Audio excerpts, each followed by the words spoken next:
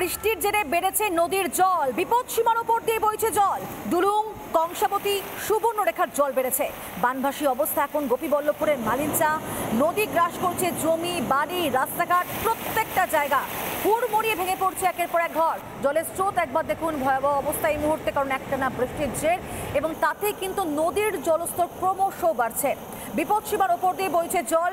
সরাসরি রবীন্দ্রনাথ রয়েছেন এই মুহূর্তে আমাদের সঙ্গে। রবীন্দ্রনাথ, কি পরিস্থিতি আজকের, কি দেখতে পাচ্ছ ছবি? মানুষ কতটা অসহায় অবস্থার মধ্যে রয়েছেন, তারা কি কোনো রকমভাবে সাহায্য পাচ্ছেন নাকি প্রশাসন এখনো পর্যন্ত অবহেলা করছে তাদেরকে?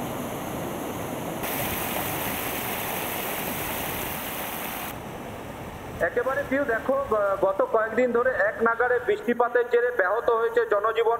যোগাযোগ ব্যবস্থা হয়েছে জেলার সাথে জেলার, পাশের জেলা বাঁকুড়ার সাথে যোগাযোগ বিচ্ছিন্ন। কজের ওপর জল উঠে যাওয়ার ফলে পুরুলিয়ার সাথেও যোগাযোগ বিচ্ছিন্ন রয়েছে। এই মুহূর্তে আমি রয়েছি চিল্কিগড় এলাকার ডুলুং নদীর যে কজয় রয়েছে সেই কজয়ের ওপর জল আমি দেখাবো এই মুহূর্তে।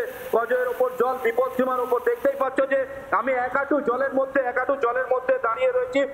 জলের কতটা গতিবেগ রয়েছে, কতটা জলের স্রোত রয়েছে দেখেই বোঝা যাচ্ছে। এই যে পিলার রয়েছে কজয়ের পাশে, সেই পিলারও দেখা যাচ্ছে জলের তলায়